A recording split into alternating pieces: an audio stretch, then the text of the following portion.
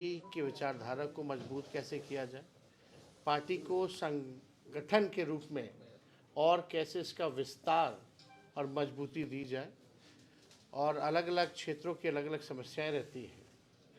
कैमूर जिले में 4 विधानसभा है, अलग अलग ब्लॉक हैं, तो अलग अलग समस्या भी होंगी, जिले की समस्या होगी।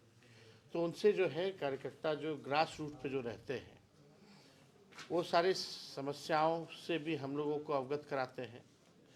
और इसी के तहत हम लोगों ने तय किया, क्योंकि नीति आयोग की रिपोर्ट में आपने देखा होगा बिहार जो है गरीबी में, पलायन में और बेरोजगारी में नंबर 1 है, और 20 साल से यहाँ एनडीए की सरकार चल रही है। और सबसे बड़ा इशू जो है पलायन का है, बेरोजगारी का है, महंगाई से महिलाएं हर कोई त्रस्त हो चुका है। तो इसी के तहत जो हम लोगों ने तय किया, जगह जगह जाकर के, कई जगह कहना है स्मार्ट मीटर से लोग परेशान हैं, लैंड सर्वे दाखिल कार्य में जिस प्रकार से घुसखोरी हो रही है उससे लोग जो है बहुत परेशान हैं, ब्लॉक थाने में भ्रष्टाचार बढ़ा हुआ है, कोई किसी की सुन नहीं रहा है। इसी के तहत हम लोगों ने तय किया था कि हम लोगों की सरकार आएगी, क्योंकि महंगाई इतनी ज़्यादा है कि महिलाओं को घर चलाना मुश्किल हो रहा, बचत कुछ नहीं हो पाता, अपने पैर पे कम से कम खड़ी हों, आर्थिक न्याय उन महिलाओं को हम लोग दें। इसलिए माई बहन मान योजना के तहत हम लोगों ने घोषणा किया है, और ये प्रण है कि उन महिलाओं को सरकार बनते ही 1 महीने के भीतर इस योजना की शुरुआत कर दी जाएगी, और हर महीने प्रति माह 2500 रुपये उनके खाते में जाएगा। इसी के तहत हम लोगों ने तय किया कि बिहार में बिजली जो है देश भर में सबसे ज़्यादा महंगा बिहार में बिजली मिलता है, तो 200 यूनिट फ्री में बिजली हम लोग जो है हर घर लोगों को उपलब्ध कराएंगे। जो वृद्धा पेंशन है, सामाजिक सुरक्षा पेंशन है, जो बगल में झारखंड में चले जाओ तो वहाँ 1000 रुपये है, यहाँ 400 रुपये मिलता है, और इस महंगाई में कोई मतलब नहीं है। तो इसलिए इसको 400 से बढ़ा करके हम लोग जो है 1500 रुपये करेंगे। आप देखिएगा हम लोगों ने जो कहा है वो किया है।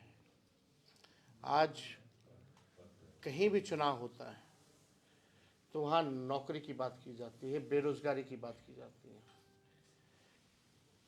बोला जाता है कि 10 लाख नौकरी दिया जाएगा, 20 लाख दिया जाएगा। कहीं भी प्रदेश में आप चुनाव देख रहे तो इसकी शुरुआत बिहार से हुई। हम लोगों की सरकार नहीं बनी, कुछ सीटों से हम लोग रह गए, लेकिन जब 22 में दोबारा मुख्यमंत्री उधर से छोड़ करके इधर आए तो हम लोगों की जो महागठबंधन की सरकार जो 17 महीने चली उसमें 5 लाख लोगों को हम लोगों ने सरकारी नौकरी दिया। अभी जो बीपीएससी की जो परीक्षाएं वगैरह चल रही हैं उसी का 3.5 लाख प्रक्रियाधीन जो हम लोग करा के आए थे, जो बहालियाँ निकलने वाली थी, बीच में चाचा जी चले गए, ये वही बहालियाँ हैं। तो 3.5 लाख प्रक्रियाधीन, देश में पहले ऐसा कहीं नहीं हुआ कि गांधी मैदान जहां आज एनडीए की सरकार छात्रों पर लाठी मार रही है, लोगों के चेहरे में आंसू है, वही गांधी मैदान उन 17 महीनों में 3 महीने के भीतर बिना पेपर लीक हुए लोगों के हाथ में नियुक्ति पत्र वितरण हम लोगों ने किया। वही पटना का गांधी मैदान जहां रैलियां निकलती हैं पॉलिटिकल पार्टियों की, वहां हम लोगों ने बेरोजगारी को ख़त्म करने के लिए रैला निकाला, और एक साथ पूरे बिहार में लगभग शिक्षक लोगों को लगभग 2 लाख के आसपास हम लोगों ने उस समय हम लोगों ने बांटने का काम किया, नियुक्ति पत्र। अब उस समय हम लोगों ने आरक्षण की सीमा भी बढ़ाई 65% और 10% ईडब्ल्यूएस का, जो पूरे देश में कहीं नहीं था। जाति आधारित गणना हम लोगों ने कराया, IT policy, sports policy, tourism policy, ये हम लोग लेके आए। 20 साल से सरकार को खबर ही नहीं था कि आईटी पॉलिसी की भी ज़रूरत है, टूरिज्म पॉलिसी की भी ज़रूरत है, स्पोर्ट्स पॉलिसी की भी ज़रूरत है। जो पढ़ाई किया उसको भी हम लोगों ने नौकरी दिया 17 महीने में, और जो खेला कूदा, जो बिहार के लिए, देश के लिए जो मेडल लाया, उसको भी स्पोर्ट्स नीति के तहत हम लोगों ने डीएसपी तक हम लोगों ने उन 73 खिलाड़ियों को, जिन लोगों ने मेडल लाया था, उनको नौकरी देने का काम किया। ये प्रावधान है। समान काम समान वेतन के लिए लगातार कई सालों से नीतीश जी के राज में डंडे खा रहे थे नियोजित शिक्षक। 4.5 लाख नियोजित शिक्षकों को हम लोगों ने राजकीय कर्मी का दर्जा दिया। हम लोगों ने 50,000 करोड़ का निवेश बिहार में ला करके एमओयू साइन कराया। तो हम लोगों के 17 महीने के काल में जो काम हो रहा था, आज बीजेपी के दो उप मुख्यमंत्री को एक काम बता दो कि इन लोगों ने किया। एक बहाली नहीं निकली, और निकल भी रही है तो उसमें आप हालात देख सकते हैं क्या है। हमारे आने से पहले सरकार में पेपर लीक, जाने के बाद पेपर लीक, छात्र जो है आंदोलन कर रहे हैं, सरकार जो है लाठी चार्ज कर रही है, इस ठंड में अन्याय कर रही है लोगों के साथ। तो आप समझ सकते हैं कि बिहार में यहाँ कोई सरकार नाम की चीज़ नहीं रहेगी। ये इसलिए कहना पड़ रहा है क्योंकि माननीय मुख्यमंत्री जी मौन है। किसी भी गंभीर से गंभीर विषय पर मुख्यमंत्री बोलते नहीं है, या बोलने नहीं दिया जा रहा। हमारे साथ तो खूब बतियाते थे, मीडिया से इंटरेक्ट करते थे। आज क्या परिस्थिति बन गई कि मुख्यमंत्री को हाईजैक कर लिया गया। यात्रा पे वो निकले, किससे संवाद कर रहे हो, किससे बात कर रहे हो? जो अधिकारी जो ट्रेन किए हुए उन्हीं लोगों के साथ, जो पटना में सिस्टम बैठता है वही सिस्टम घूम रहा है। तो किससे संवाद कर रहे हैं? और इस यात्रा के नाम पे 2 अरब 25 करोड़ 78 लाख रुपए खर्च किया जा रहा है। आप कहो बिहार गरीब राज्य है, और दूसरी तरफ एक यात्रा पर अपने मालिक से बात करने के लिए वो भी नहीं कर रहे हैं। वो उस पर अगर 2 अरब 25 करोड़ 78 लाख रुपए खर्च किए जा रहे हैं, तो पैसा कहाँ है, कहाँ खर्च हो रहा है? ये यात्रा अधिकारियों की लूट की छूट की यात्रा है। ये प्रगति यात्रा नहीं, ये दुर्गति यात्रा है। किस बात की प्रगति आप बोल रहे हैं? बिहार को अब विशेष राज्य का दर्जा के बारे में माननीय मुख्यमंत्री जी, जनता दल यूनाइटेड अब क्यों नहीं बोल रहे हैं? क्यों नहीं भाजपा के लोग अब दिला देते हैं बिहार को विशेष राज्य का दर्जा? चुनाव में तो बोलते हैं, वादा करते हैं कि देंगे, लेकिन जब चुनाव खत्म हो जाता है, सबसे ज़्यादा वोट बिहार से मिलता है, सीटें लगातार 3 बार से एनडीए को जाता रहा है एमपी का। कितने केंद्र मंत्री बिहार में, उनका काम गिना दो ना, बिहार के लिए क्या किया। शायद बिहार के लोगों को पता ही नहीं होगा कि कितने केंद्र मंत्री हैं, या यहाँ भी जो मंत्री है उनका भी नहीं पता होगा कि कौन मंत्री है। ये हालात है। तो पूरी तरीके से सिस्टम यहाँ जो है अफसरशाही काबिज हो गया है। माननीय मुख्यमंत्री जी टायर्ड हो चुके हैं, और रिटायर्ड अधिकारियों के साथ वो सरकार चला रहे हैं। तो अब लोगों का भरोसा उन पर से उठ गया है। अब माननीय मुख्यमंत्री जी कोई निर्णय लेने लायक नहीं रह गए। तो हम लोग हर जगह यात्रा जा रहे हैं। आज कैमूर में हम लोगों का आना हुआ है। सभी लोगों से बातचीत होगी, संवाद होगी, और आप लोग जितने पत्रकार भाई हैं, अगर आप लोगों को कोई सवाल पूछना है तो ज़रूर पूछ सकते हैं। 4 दिन पहले नीतीश कुमार को लेकर चर्चा हुई थी कि सरकार में फिर जाने वाले, उनका कि अब हम जाने वाले नहीं हैं, बीजेपी के साथ ही रहेंगे। भाई हम तो पहले से कह रहे थे भाई, कौन उनको ले कौन रहा है? राजद में मतभेद दिख रहा है। आपके पिताजी कहते हैं कोई के लिए दरवाजा खुला है, आप कहते हैं कि नए साल में मैंने तो हम राय देते हैं ना उनको, हमने राय दिया है। अच्छा, बीपीएससी जो अभ्यर्थियों पर लाठीचार्ज हुआ, उसके बाद उनकी परीक्षा हुई बापू सभागार वगैरह में जो कैंसिल हुआ था, सभी जगहों पर रद्द करने की मांग आप भी लगातार कर रहे हैं, इसको लेके क्या कहना है आपका? अब तो परीक्षा हो गया। उस पर इस आंदोलन को कुचलने का प्रयास किया गया, डाइवर्ट किया गया। हम किसी पे टिप्पा टिप्पणी नहीं करना चाहते हैं, लेकिन ये आंदोलन की शुरुआत आप लोगों को पता होना चाहिए कि कहाँ से हुई थी। ये स्वतः छात्रों ने आंदोलन शुरू किया था। कोई प्रेस कॉन्फ्रेंस में बीपीएससी के लोगों ने नॉर्मलाइजेशन की बात की थी और लोग कंफ्यूज थे, स्पष्ट नहीं था बीपीएससी का स्टैंड। इस नॉर्मलाइजेशन के खिलाफ छात्रों ने सबसे पहले आवाज़ उठाया। जब छात्र नॉर्मलाइजेशन को लेकर के सवाल उठा रहे थे तो लोग कहाँ थे, कहाँ गए थे? हम लोग 28 नवंबर को विधानसभा में हम लोगों ने इस बात को उठाया। हम लोगों ने वीडियो कॉल पे लोग बुलाया। हम कटिहार थे, कटिहार से हम आए क्योंकि छात्र नहीं चाहते थे कि इसका राजनीतिकरण हो, कोई पॉलिटिकल माइलेज ले। इसलिए जो है हमने जो है इसको पॉलिटिकलाइज नहीं होने दिया। हम भी चाहते तो अपने लाखों लोगों को बुला के बैठ जाते, लेकिन मामला कुछ और होता तो बड़ी बात नहीं है हमारे लिए। लड़ाई तो सर आप सुन लीजिए, बीपीएससी के परीक्षार्थी पूरा समझना पड़ेगा ना सीक्वेंस। सर बीपीएससी के परीक्षार्थी अभी जो शॉर्ट टाइम का पीरियड दे करके एग्जाम करा दिया गया है उसके विरोध में है। उसके आप देखिए ना, आप बोल लीजिए सर। हम मिले उन लोगों से, हम भी चाहते तो लोगों को बुला के बैठ जाते, इधर गाइड कर देते, उधर अब रख दिए।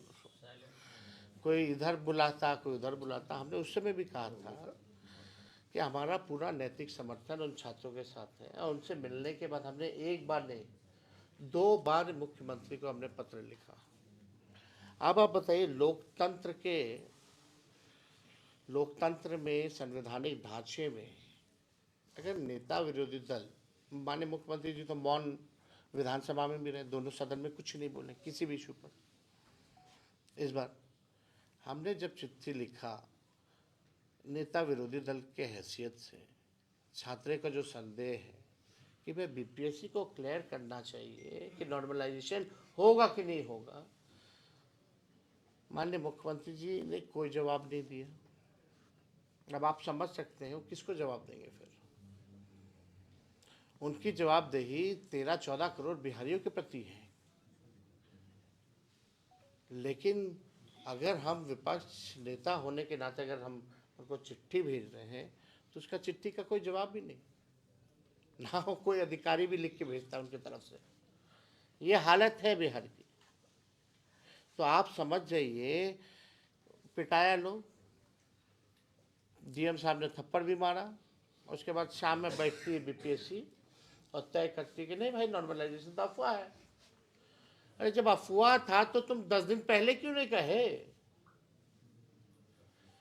हम लोग सदन में उठा रहे हैं, मुख्यमंत्री को चिट्ठी लिख रहे हैं, आंदोलन पे छात्र बैठे हैं। अब कैसे पता चलेगा बीपीएससी को? छात्रों को मिलने नहीं दिया जा रहा है मुख्यमंत्री से, ना बीपीएससी चेयरमैन से, कैसे पता चलेगा? तो और सर्वर डाउन हुआ 2-3 दिन, लाखों अभ्यर्थी जो है फॉर्म नहीं भर पाए, वो किसकी गलती है?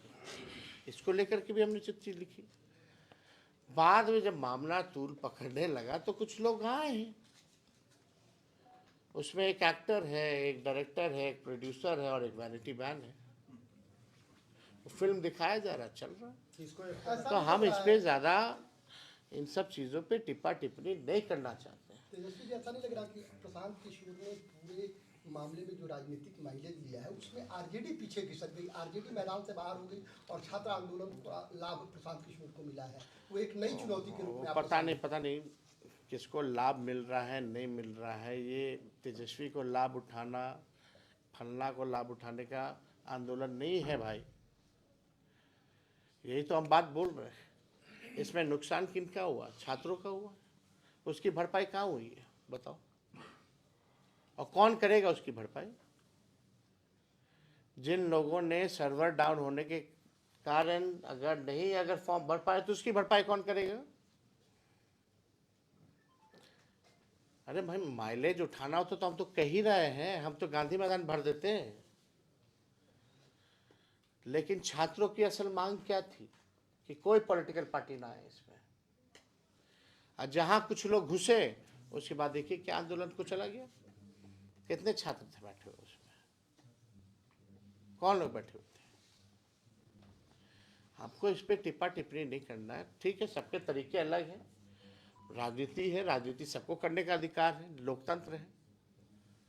भाजपा के जो प्रदेश अध्यक्ष हैं प्रशांत जायसवाल का एक बयान आया हुआ है कि अगर सरकार इस पे विचार कर रही है, अभी कोई निर्णय नहीं हुआ है, बीपीएससी जो परीक्षा हुआ है, अभी सरकार इस पे विचार कर रही है। अब विपक्ष के पास कोई मुद्दा नहीं बचा हुआ है। सरकार है कहाँ?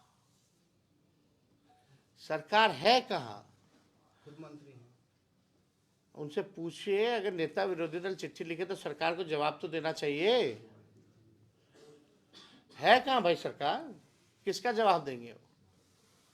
कौन क्या कह रहा है? जो मंत्री लोग का कोई वैल्यू है नीतीश जी के राज में?